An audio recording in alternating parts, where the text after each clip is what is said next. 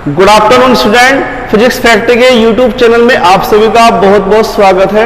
और आज हम बात करेंगे फिजिक्स के एक नए टॉपिक की जिसका नाम है करंट इलेक्ट्रिसिटी। और ये आपकी जो एनसीईआरटी की बुक है उसका चैप्टर नंबर 3 भी है। अब से पहले हमने जो डिस्कस किया है थोड़ा उसके बारे में आपको बता देना चाहता हूँ। अब से पहले हमने डिस्कस किया है कि अगर कोई इलेक्ट्रिक चार्ज स्टैटिक होता है, रेस्ट में होता है, तो उसके साथ दो चीजें एसोसिएट होती है और दूसरा होता है इलेक्ट्रोस्टैटिक पोटेंशियल। आज हम बात करेंगे कि अगर कोई चार्ज मूवमेंट करता है, कोई चार्ज किसी कंडक्टर से या किसी कंडक्टर के अंदर मूवमेंट करता है तो उसके साथ क्या क्या चीजें एसोसिएट होती हैं। तो याद रखेंगे, अगर कोई इलेक्ट्रिक चार्ज मूवमेंट करता है तो उसके साथ दो चीजें एसोसिएट होती हैं, एक इलेक्ट्रिक करंट होता है और दूसरा मैग्नेटिक फील्ड। ओके, लेकिन आज हम मैग्नेटिक फील्ड को डिस्कस नहीं करेंगे, आज हम केवल और केवल इलेक्ट्रिक करंट को ही डिस्कस करेंगे। तो हमारा पहला टॉपिक है इस चैप्टर के लिए इलेक्ट्रिक करंट। अगर कोई इलेक्ट्रिक चार्ज मूव करता है किसी कंडक्टर के अंदर तो उसके साथ एक करंट, एक फिजिकल क्वांटिटी एसोसिएट होती है। या हम ये भी कह सकते हैं a moving charge flow through a conductor associate या कंस्टिट्यूट एन इलेक्ट्रिक करंट। जब कोई इलेक्ट्रिक चार्ज किसी कंडक्टर में मूवमेंट करता है तो वो करंट को बनाता है।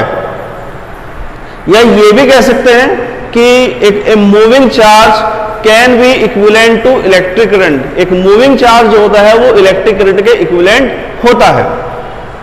तो ये मेरे पास एक कंडक्टर है और अगर इस कंडक्टर में कोई चार्ज फ्लो कर रहा है, मूवमेंट कर रहा है, तो इस कंडक्टर में एक इलेक्ट्रिक करंट पास होगी, इलेक्ट्रिक करंट का कंडक्शन होगा। इलेक्ट्रिक करंट को हम आई से डिनोट करते हैं। और मान लीजिए कि यहां पर ये मेरे पास इस कंडक्टर का एरिया ऑफ क्रॉस सेक्शन है और यहां से डेल्टा टी टाइम इंटरवल में डेल्टा क्यू चार्ज पास हो रहा है। तो इस एरिया क्रॉस सेक्शन से पासिंग होने वाली जो इलेक्ट्रिक करंट होगी वो होगी I equal delta Q over delta T. इसको हम इस तरह से भी डिफाइन कर सकते हैं, the rate of flow of electric charge through a conductor is called electric current. The rate of flow of electric charge through a conductor is called electric current. तो ये इस इलेक्ट्रिक चार्ज का time rate है जो कि किसी conductor में flow हो रहा है। अब करंट के बारे में कुछ इंपॉर्टेंट बातें हैं। पहला पॉइंट ये होता है, अगर किसी कंडक्टर से यूनिफॉर्म करंट का फ्लो हो रहा है, मतलब किसी कंडक्टर में जो करंट है वो कांस्टेंट फ्लो हो रही है, तो उस समय जो इलेक्ट्रिक करंट होती है उसकी वैल्यू हो जाती है I equal Q over T. यहां पर टी टाइम में चार्ज क्यू फ्लो कर रहा है और ये कांस्टेंट करंट को या यूनिफॉर्म करंट को रिप्रेजेंट करता है। दूसरा पॉइंट, जो ये इलेक्ट्रिक करंट होती है ये एक स्केलर क्वांटिटी है। कैसी क्वांटिटी है? Scalar quantity. अब स्केलर के बारे में अगर डिस्कस करें तो हमने ये पढ़ा है कि स्केलर क्वांटिटी वो क्वांटिटी होती है जिसमें केवल और केवल मैग्नीट्यूड होता है, डायरेक्शन नहीं होती। लेकिन मैं आपको ये बता देना चाहता हूं कि जो इलेक्ट्रिक करंट होती है उसमें डायरेक्शन भी होती है और इसमें मैग्नीट्यूड भी होता है, लेकिन इसके बावजूद भी एक स्केलर क्वांटिटी है। ऐसा क्यों होता है? ऐसा इसलिए होता है क्योंकि भले ही इसके पास मैग्नीट्यूड एंड डायरेक्शन हो, लेकिन ये वेक्टर एडिशन रूल को फॉलो नहीं करती। किसको फॉलो नहीं करती? वेक्टर एडिशन रूल को। इसीलिए इलेक्ट्रिक करंट के पास मैग्नीट्यूड और डायरेक्शन होते हुए भी ये एक स्केलर क्वांटिटी की तरह ही ट्रीट की जाती है। तो याद रखेंगे कि जो इलेक्ट्रिक करंट है वो एक स्केलर क्वांटिटी है। थर्ड पॉइंट,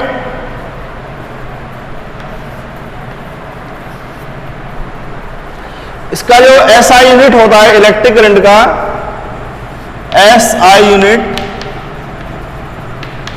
ये होता है एम्पियर।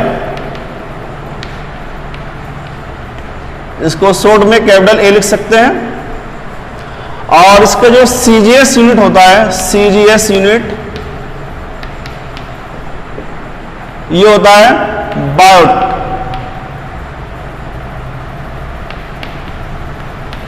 या इसको हम लिख सकते हैं एब एम्पियर।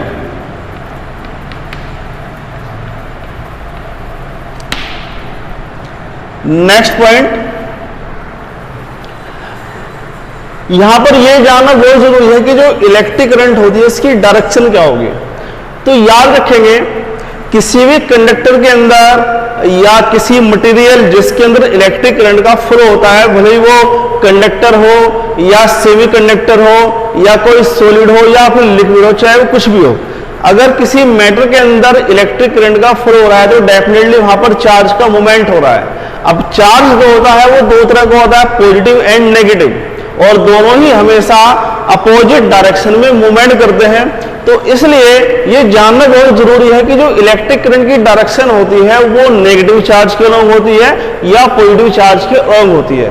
तो याद रखेंगे कि इलेक्ट्रिक करंट की जो कन्वेंशनल डायरेक्शन होती है वो पॉजिटिव चार्ज के अलॉन्ग होती है, या ये कह सकते हैं कि नेगेटिव चार्ज के फ्लो के अपोजिट होती है। अगर मान लीजिए ये मेरे पास कंडक्टर है AB और इस कंडक्टर के अंदर जो नेगेटिव चार्ज है वो B2A मूवमेंट कर रहा है, ये नेगेटिव चार्ज B2A जा रहा है, तो इस कंडक्टर के अंदर जो इलेक्ट्रिक करंट का फ्लो होगा वो A to B रहेगा। तो दोबारा फिर सुन लीजिए, इलेक्ट्रिक करंट की जो डायरेक्शन होती है वो नेगेटिव चार्ज के अपोजिट होती है। अगर नेगेटिव चार्ज का फ्लो B to A हो रहा है तो इलेक्ट्रिक करंट का जो फ्लो होगा वो A to B रहेगा। तो opposite to the flow of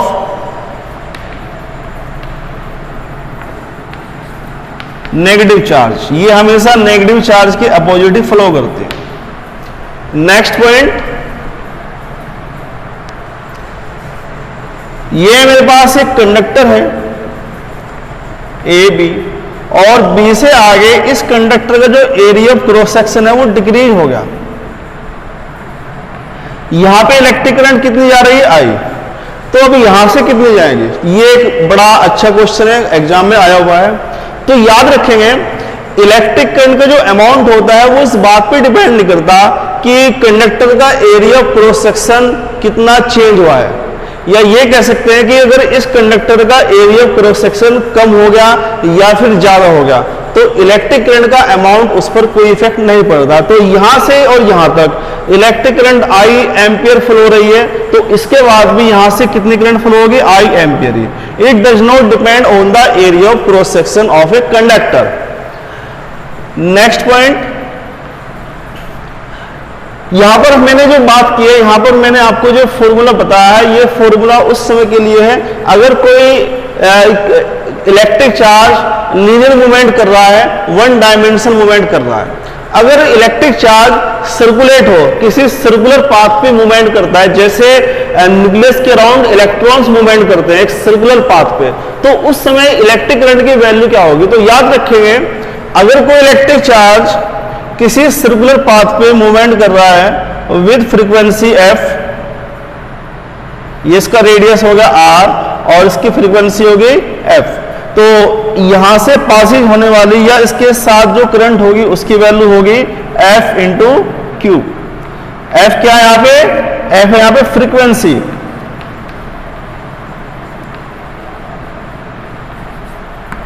और q क्या है इस पार्टिकल का इलेक्ट्रिक चार्ज। तो अगर कोई इलेक्ट्रिक चार्ज Q किसी सर्कुलर पाथ पे मूवमेंट करता है विद फ्रीक्वेंसी f, तो उस सर्कुलर पाथ पर जो करंट कंस्टिट्यूट होगी उसकी वैल्यू कितनी होगी, f इंटू क्यू। इसको और थोड़ा सा एक्सटेंड कर सकते हैं, f क्या होता है, f होता है 1/t, t क्या होता है टाइम पीरियड, और टाइम पीरियड की वैल्यू क्या होती है, टाइम पीरियड होता है 2πr/v। यहां पर r क्या है, r इस सर्कुलर पाथ की रेडियस है और v क्या है इसकी स्पीड। तो ये एक काफी इंपोर्टेंट टॉपिक है, एक तो ये टॉपिक, ये वाला पॉइंट और ये वाला पॉइंट। वैसे तो सभी पॉइंट काफी इंपोर्टेंट है लेकिन ये दो बहुत ज्यादा इंपोर्टेंट है, ये अक्सर एग्जाम में आ जाते हैं। नेक्स्ट पॉइंट मैंने आपको बता दिया लेकिन फिर भी बता देता हूं कि जो इलेक्ट्रिक करंट होती है वो मैग्नीट्यूड भी रखती है एंड डायरेक्शन भी, ये हमने देख लिया। ये तो इसका मैग्नीट्यूड हो गया और ये इसकी डायरेक्शन हो गई, लेकिन इसके बावजूद भी ये एक स्केलर क्वांटिटी है। क्यों, क्योंकि ये वेक्टर एडिशन रूल को फॉलो नहीं करती। देखिए यहां पे, ये मान लीजिए मेरे पास एक इलेक्ट्रिक जंक्शन है जिसमें दो वायर से करंट का इनपुट हो रहा है, ये करंट है 1 एम्पियर और ये है 2 एम्पियर, और ये एंगल यहां पे कितना है 30 डिग्री, और ये आउटपुट वायर है। तो अगर बात करें वेक्टर एडिशन रूल की, तो वेक्टर एडिशन रूल के अकॉर्डिंग यहां से जो करंट पास होगी उसकी वैल्यू अगर आप निकालना चाहें तो इसकी वैल्यू आप निकाल सकते हैं किससे, इस फॉर्मूले से, R equal square root I1 square plus I2 square plus 2I1 I2 cos theta. Theta is the angle between both current I1 and I2। तो अगर आप यहाँ पे I1 I2 की वैल्यू रखेंगे और थीटा की वैल्यू पुट करते हैं तो इस आउटपुट वायर से जो करंट पास होगी उसकी वैल्यू 1 + 2 3 एम्पियर नहीं होगी। बात को समझिए, अगर इस जंक्शन पे दो करंट का इनपुट हो रहा है 1 ampere and 2 ampere at 30 degree angle, तो अगर मैं आउटपुट करंट को निकालता हूं तो वेक्टर एडिशन रूल के अकॉर्डिंग मैं इस फॉर्मूले को यूज करूंगा, तो यहां से जो करंट आउटपुट होगी उसकी वैल्यू 3 एम्पियर नहीं होगी। बट प्रैक्टिकली ये देखा गया कि इस आउटपुट वायर से जो करंट आउटपुट हो रही है वो कितनी आउट हो रही है 3 एम्पियर। तो इसका मतलब ये हुआ कि जो इलेक्ट्रिक करंट है वो वेक्टर एडिशन रूल को बिल्कुल भी फॉलो नहीं करती। इसीलिए इलेक्ट्रिक करंट को हमें स्केलर क्वांटिटी कहते हैं, भले ही इसके पास या मैग्नीट्यूड हो और डायरेक्शन हो। ओके, तो ये हमारा इलेक्ट्रिक करंट था। इसके बारे में अगर आपको कुछ प्रॉब्लम आ रही है तो आप नीचे कमेंट बॉक्स में कमेंट कर सकते हैं, या आप व्हाट्सएप नंबर दिया हुआ आप उस पर व्हाट्सएप पे कॉल कर सकते हैं, पूछ सकते हैं। इसको स्क्रीनशॉट ले लीजिए, लिख लीजिए जो आपको समझ में आ रहा है।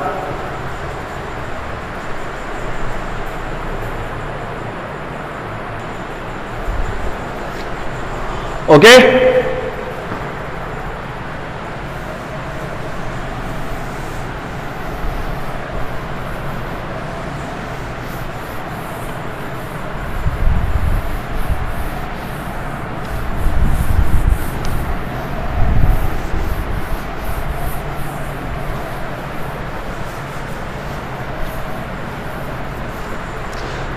तो हमारा नेक्स्ट टॉपिक आता है इलेक्ट्रिक सेल।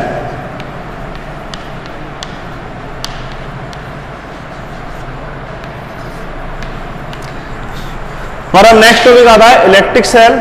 तो इलेक्ट्रिक सेल के बारे में हम ज्यादा डिटेल में नहीं पढ़ेंगे, बस इतना बता देता हूं कि जो इलेक्ट्रिक सेल होती है, इलेक्ट्रिक सेल एक ऐसे डिवाइस है जो किसी कंडक्टर या सर्किट के अक्रॉस इलेक्ट्रोस्टैटिक पोटेंशियल डिफरेंस को मेंटेन रखती है। जैसे हमारे घरों में आपने देखा होगा सेल होती है, इन्वर्टर के साथ एक बैटरी लगी होती है, तो वो बैटरी क्या करती है, वो बैटरी सर्किट के अक्रॉस पोटेंशियल को मेंटेन रखती है। तो ये किसी इलेक्ट्रिक सेल का वर्क होता है। इलेक्ट्रिक सेल जो है वो दो तरह की होती है, प्राइमरी एंड सेकेंडरी, लेकिन ये हमारे डिस्कशन का सब्जेक्ट नहीं है, आज हम इसको डिस्कस नहीं करेंगे। बस आप ये समझ लीजिए कि इलेक्ट्रिक सेल एक ऐसा डिवाइस होता है जो किसी सर्किट के अक्रॉस वोल्टेज को या पोटेंशियल डिफरेंस को मेंटेन रखता है। क्यों? क्योंकि किसी भी सर्किट में अगर करंट को पास कराना है, इलेक्ट्रिसिटी का कंडक्शन कराना है, तो उसके अक्रॉस वोल्टेज का डिफरेंस बना होना चाहिए। हमने अभी पढ़ा कि अगर किसी कंडक्टर में इलेक्ट्रिक चार्ज मूवमेंट करता है तो उसके साथ करंट एसोसिएट होती है, लेकिन क्या इलेक्ट्रिक चार्ज ऐसे मूवमेंट कर पाएगा? क्या आप उसको ऐसे पुश करेंगे वो मूवमेंट करेगा? नहीं। जब तक आप किसी कंडक्टर के अक्रॉस पोटेंशियल डिफरेंस को मेंटेन नहीं करेंगे तब तक इलेक्ट्रिक करंट या इलेक्ट्रिक चार्ज का मूवमेंट स्टार्ट नहीं होगा। मैंने एक वीडियो में डिस्कस किया है कि जो पोटेंशियल डिफरेंस होता है वो एक ऐसी फिजिकल क्वांटिटी होती है जो किसी भी सर्किट में इलेक्ट्रिक चार्ज के मूवमेंट के लिए जरूरी है। जब तक आप पोटेंशियल डिफरेंस नहीं बढ़ाएंगे तब तक उस कंडक्टर के अक्रॉस इलेक्ट्रिसिटी या उस कंडक्टर में इलेक्ट्रिसिटी का कंडक्शन नहीं हो पाएगा। तो ये पोटेंशियल डिफरेंस को मेंटेन करने के लिए जिस डिवाइस की हमें नीड होती है उसको बोलते हैं इलेक्ट्रिक सेल। तो इलेक्ट्रिक सेल के बारे में बस हम इतना ही डिस्कस करेंगे, कुछ इसकी नेचर है उसको समझ लीजिए। आपने देखा होगा कि जो हमारे घरों में इलेक्ट्रिक सेल होती है उसमें ये दो इलेक्ट्रोड होते हैं, एक पॉजिटिव होता है और दूसरा नेगेटिव होता है, और इसमें कुछ मटेरियल होते हैं जिसको हम इलेक्ट्रोलाइट बोलते हैं, विद्युत अपघट्य, और ये NH4Cl या कॉपर सल्फेट कुछ इस तरह का हो सकता है। तो यहाँ पर ये दो इलेक्ट्रोड है, एक होता है एनोड, दूसरा होता है कैथोड। तो ये इलेक्ट्रिक सेल है और इसका जो पिक्टोरियल सिंबल होता है वो ये होता है, ये इलेक्ट्रिक सेल है, ये इसका सिंबल हो गया। इसमें जो बड़ी प्लेट होती है ये एनोड को रिप्रेजेंट करती है, इस पॉजिटिव प्लेट को, और जो छोटी प्लेट होती है ये कैथोड को रिप्रेजेंट करती है। या यूं भी कह सकते हैं कि इस प्लेट का जो पोटेंशियल है वो V1 है और इसका V2 है, and V1 greater than V2। यहां पर इस प्लेट को बड़ा इसलिए बनाया गया है क्योंकि ये रिप्रेजेंट, इसका डायमेंशन ये रिप्रेजेंट करता है कि इसका जो पोटेंशियल है वो इसके रेस्पेक्ट में ज्यादा है। नॉर्मली याद रखेंगे कि जो छोटी प्लेट होती है इसका पोटेंशियल नॉर्मली हम 0 पर मानते हैं। एक बहुत इंपॉर्टेंट बात, अगर मैं आपसे ये कहूं कि ये मेरे पास एक इलेक्ट्रिक सेल है और इस सेल का जो पोटेंशियल डिफरेंस है वो कितना है 5 वोल्ट, तो इस प्लेट का और इस प्लेट का पोटेंशियल कितना होगा? नॉर्मली तो ये रहेगा कि इसका पोटेंशियल 5 है और इसका 0 है, तो डिफरेंस कितना बन गया 5 वोल्ट। लेकिन याद रखेंगे कि ऐसा जरूरी नहीं होता, ये हम अपनी सुविधा के अनुसार मान लेते हैं कि एक प्लेट का पोटेंशियल 0 है, जो छोटी प्लेट है इसका पोटेंशियल 0 है और इसका 5, लेकिन वास्तव में ऐसा हो ये जरूरी नहीं है। इन दोनों प्लेटों के जो पोटेंशियल है इसके इनफाइनाइट पेयर बन सकते हैं। कैसे? हो सकता है कि इस प्लेट का पोटेंशियल 10 हो, इसका 5 हो सकता है कि इस प्लेट का पोटेंशियल 15 हो, इसका 10 हो सकता है कि इसका पोटेंशियल 105 हो और इसका 100 हो, लेकिन दोनों के बीच का जो डिफरेंस है वो कितना बना रहेगा 5 वोल्ट। तो याद रखेंगे कि किसी भी सेल के दोनों टर्मिनल का जो पोटेंशियल डिफरेंस है वो तो कांस्टेंट रहेगा, लेकिन उन दोनों टर्मिनल का पोटेंशियल कितना होगा इसके इनफाइनाइट पेयर बन सकते हैं। लेकिन मैं फिर आपको बता देना चाहता हूं कि अपनी सुविधा के लिए हम हमेशा ये मान लेते हैं कि जो नेगेटिव प्लेट, जो ये छोटी प्लेट है, इस छोटी प्लेट का पोटेंशियल कितना होता है 0 होता है, और ये इसको हम पॉजिटिव सिंबल से रिप्रेजेंट करते हैं और इसको नेगेटिव सिंबल से रिप्रेजेंट करते हैं। तो ये होती है हमारी इलेक्ट्रिक सेल जिसमें 2 इलेक्ट्रोड होते हैं और इन दोनों इलेक्ट्रोड, ये दोनों इलेक्ट्रोड किस में डूबे होते हैं? किसी इलेक्ट्रोलाइट मटेरियल के अंदर डूबे होते हैं। इसके अलावा एक दूसरा सिंबल होता है, कुछ इस तरह का आपने देखा होगा, ये। तो ये जो सिंबल है ये इलेक्ट्रिक सेल का नहीं है, ये सिंबल होता है बैटरी का। Battery is the combination of electric cell. इस बैटरी के अंदर मोर देन 1 सेल को ऐड किया हुआ है। यहां पर ये एक सिंगल सेल का सिंबल है और यहां पर ये बैटरी का सिंबल है जिसमें हमने बहुत सारी सेल को ऐड किया हुआ है। ये सभी सेल ये सीरीज कॉम्बिनेशन में भी हो सकती है और ये पैरेलल कॉम्बिनेशन में भी हो सकती है। तो स्टूडेंट आज के लिए इतना ही। तो आप इन सभी चीजों को रिकवर करेंगे, अच्छे से पढ़ेंगे, और अगर कोई टॉपिक आप नहीं समझ पा रहे हैं तो नीचे कमेंट बॉक्स में लिखिए, तो आपको उसका सॉल्यूशन जरूर दिया जाएगा। नमस्कार।